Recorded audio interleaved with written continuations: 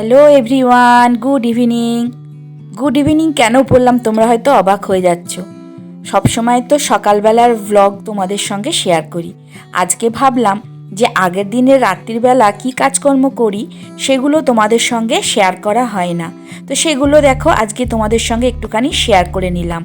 মানে হলো আগের দিনের রাত্রির থেকে আজকের সন্ধ্যা পর্যন্ত আমি আমার ভ্লগটা তোমাদের সঙ্গে শেয়ার করলাম।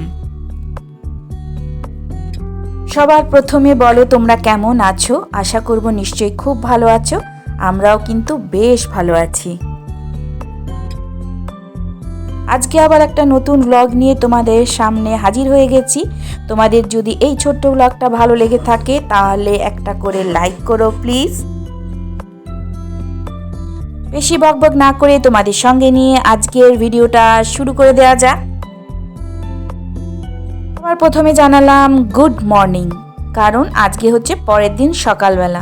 দেখে মনে হচ্ছে আমরা কোনো পাহাড়ি জায়গায় চলে এসেছি। চারিদিকে কুয়াশায় সাদা হয়ে রয়েছে। তারই মাঝে আমি দেখো বেরিয়ে পড়েছি বাইরে।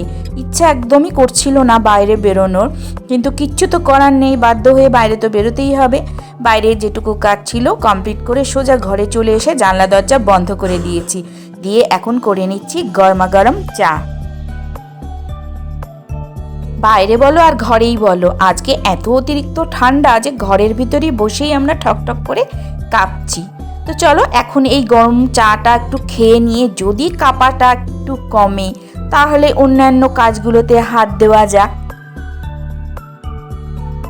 এত ঠান্ডার মাঝেও ছেলের স্যার আজকে আসবেন পড়াতে,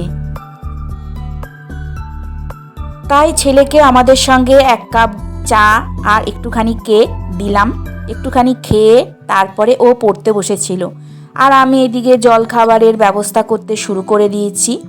হাতে জোর বল একদমই ছিল না, কিন্তু চাটা খাওয়ার পরেই এনার্জিটা একটু আসাতেই আমি সঙ্গে সঙ্গে কাজে লেগে পড়লাম। এখানে বানিয়ে নিলাম তোমাদের দাদা, আমার ভাসুর ঠাকুর আর আমাদের যিনি কাজ করেন তার জন্য রুটি। ওরা আজকে রুটি খাবে, কিন্তু আমরা কিন্তু আজকেও রুটি খাইনি। আমরা কি খেলাম এখন বলবো না, ভিডিওটা দেখো তাহলে কিন্তু বুঝতে পারবে। আজকেও কিন্তু খুব সকালে ঘুম থেকে উঠতে পারিনি। বুঝতেই পারছো এই কটা দিন এত অতিরিক্ত পরিমাণে ঠান্ডা পড়েছে, বিছানাটা থেকে উঠতেই বড্ড কষ্ট হচ্ছে। কাঁপতে কাঁপতে বিছানা থেকে উঠে বাসি যে সমস্ত কাজকর্ম ছিল সেগুলো কমপ্লিট করা হয়ে গেছে। ঠাকুরের ঘর মোছা, ঠাকুরের বাসন ধোয়া, এগুলো কিন্তু আমার সারা। এরপরে দেখো আমাদের জন্য কি তৈরি করে নিচ্ছি বলো তো। আজকেও করছি সরা পিঠা। ছেলের এতই ভালো লাগে যে 3 দিন ধরে টানা আমি কিন্তু সরা পিঠা করলাম।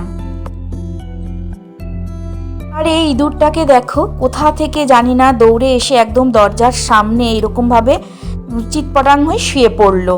কি যে হলো কিছুই বুঝতে পারলাম না। মনে হয় অতিরিক্ত ঠান্ডাতে এই অবস্থা। ইঁদুরটা মরেই গেল শেষ পর্যন্ত। যাই হোক, আমাদের টিফিন খাওয়া সকলের কমপ্লিট হয়ে গেছে। এরপরে যে টিফিনের বাসনগুলো পড়েছিল সেগুলো এখন মেজে নিচ্ছি। জলে হাত দেওয়া মাত্র কারেন্টের শর্ট লাগলে যেরকম হয় না, ঠিক সেরকম যেন গোটা শরীরটা কেঁপে উঠছে। কিন্তু কি করব, কিছু তো করার নেই। এই জল তো আমাদেরকে ঘাঁটতেই হবে, আর জল ছাড়া কি কোনো কাজ হয়? কাজ করার পরে যখন হাতের দিকে তাকাচ্ছি না, তখন অবাক হয়ে যাচ্ছি। হাতের আঙুলগুলো পুরো না লাল হয়ে যাচ্ছে, আর পরে এই হাতগুলো আর নাড়াতে পারছি না, জোর বল কিছুই থাকছে না। তো সরা পিঠা একদিকে করতে করতে কিন্তু আমি রান্নাটাও বসিয়ে দিয়েছিলাম। আমার ভাত কিন্তু কমপ্লিট হয়ে গেছে। এখন একটুখানি ভেজে নিচ্ছি আলু আর পেঁয়াজ কলি, আর ডাল করে নিয়েছি কালকে রাত্রেই। তোমরা তো দেখেইছো কালকে রাত্রে যখন ডাল করলাম তখন একটু বেশি করেই আমি করে রেখে দিলাম। এখন ভাবছি ভাগ্যিস ডালটা করে রেখেছিলাম, তাহলে একটা পদ আমার এগিয়ে রইল। এখন মাছ ভেজে নেওয়ার পালা। তো চলো কড়াইয়ের মধ্যে মাছটা দিয়ে দিই, কারণ তেলটা আমার গরম হয়ে গেছে। আজকে দুপুরবেলার লাঞ্চ মেনুটা তোমাদের সঙ্গে শেয়ার করে ফেলি। আজকে করেছিলাম পেঁয়াজকলি আলু ভাজা, টমেটোর চাটনি আর মাছ এনেছিল তোমাদের দাদা। এই মাছটাকে করেছিলাম কালিয়ার মতন, মানে কালিয়াই করেছিলাম আর কি, যেহেতু নর্মাল ঝোল আমার ছেলে বলো মেয়ে বলো এটা খেতে চায় না, আর মাছটা একটু বড় সাইজের ছিল বলে আমি এটা কালিয়ার মতনই রান্না করেছি। একদিকে মাছ ভাজা হচ্ছে আর একদিকে দেখো আমি গ্যাসটা মুছে নিচ্ছি। মুছে নিয়ে পাশে আমি এই গেঞ্জিটা দিয়ে ঢাকা দিয়ে দিলাম, যাতে তেলের ছিটাগুলো এসে গ্যাসটাকে আর নোংরা না করে। তোমাদের সঙ্গে গল্প করতে করতে দেখো আমার মাছের ঝোলটা কিন্তু বসানো হয়ে গেল। আর কাজের মাসি যে সমস্ত বাসনগুলো মেজে রেখে গেছিল সেগুলো জল ঝরে গেছে, এখন আমি সেগুলো জায়গা মতন রেখে দিচ্ছি। তো এখানে আমার বাসনও গুছিয়ে রাখা হয়ে গেছে।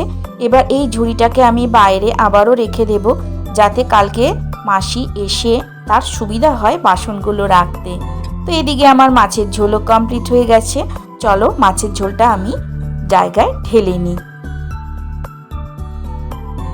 আজকে সারাদিন এত পরিমাণে ঠান্ডা ছিল, গা থেকে সোয়েটার খোলার কথা চিন্তাই করতে পারছিলাম না। যাই হোক, এখানে মেয়েকে এবার স্নান করাবো। আর তেলের অবস্থা দেখেছো, তেল একদম মানে জেলির মতন হয়ে গেছে, শক্ত ইটের মতন হয়ে গেছে। এটা গরম জলে বসিয়ে আমার মেয়েটাকে গলিয়েছে, তারপরে এই তেলটা গলার পর ওর মাথায় মাখিয়ে দিয়েছি। মেয়ে স্নান করতে ঢুকে গেছে, ও স্নান করতে করতে আমি এখানে চলে এসেছি ভাসুর ঠাকুরের ঘরে ঝাড় দেওয়ার জন্য। সত্যি কথা বলতে এই 2-3 দিন ধরে না আমি না ঘর একদমই মুছছি না, এত অতিরিক্ত পরিমাণে ঠান্ডা। এমনি নিচের ঘর প্রচণ্ড পরিমাণে ঠান্ডা, সিমেন্টগুলো এত ঠান্ডা হয়ে আছে না, আমরা আসন পেতে যখন খেতে বসি, আসনগুলো যখন তুলতে যাই মনে হয় যেন আসনগুলো পুরো জলে ভিজে গেছে, এতটা পরিমাণে ঠান্ডা। আবার এর উপর যদি আমি জল দিয়ে ঘর মুছি, তাহলে সেই ঘরের যে কী অবস্থা হবে সবাই সেটা নিশ্চয়ই বুঝতে পারছো। আজকে সারাদিন সূর্যি মামার মুখই দেখতে পেলাম না। একে এত পরিমাণে ঠান্ডা, তার উপর যদি সূর্যি মামা না ওঠে তাহলে কি ভাল লাগে? 2 দিন ধরে নাকি বৃষ্টি হবার কথা আছে, জানি না আবার কখন বলতে কখন বৃষ্টি ঝপঝপ করে নামবে। চারিদিকটা পুরো মেঘলা হয়ে রয়েছে। আজকেও আমি মেয়েকে স্কুলে পাঠানোর সাহস পেলাম না, এত অতিরিক্ত ঠান্ডায় স্কুলের থেকে ঘরে থাকাই ভালো। আর এখানে দেখো আমাদের ছেলেদের স্কুলের আজকে স্পোর্টস ছিল, তাদেরকে মাঠে নিয়ে যাওয়া হয়েছিল। এবার তারা স্কুলের দিকে রওনা দিয়ে সবাই লাইন দিয়ে যাচ্ছে সারিবদ্ধভাবে, যেন মনে হচ্ছে রেলগাড়ি যাচ্ছে। আর এখানে আমার মেয়ে দেখো দুপুরবেলা স্নান টান করিয়ে দিয়েছি, ও ঘরে বসে বসে ওর টিচারের টাস্কগুলো করে নিচ্ছে। এখন কিন্তু সন্ধ্যাবেলা, সবাইকে জানালাম গুড ইভিনিং। মেয়েকে পড়তে দিতে গেছিলাম, সেখান থেকে আসার পর দিলাম সন্ধ্যা। আর এখন গরম গরম একটু চা খেয়ে নেব। তো চলি, আজকের মতন তাহলে ভিডিওটা এখানেই শেষ করে দিলাম।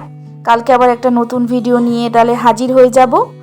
আবার তোমাদের সঙ্গে আমার দেখা হচ্ছে কালকে। সবাই ভালো থেকো, সুস্থ থেকো, সাবধানে থেকো, টাটা।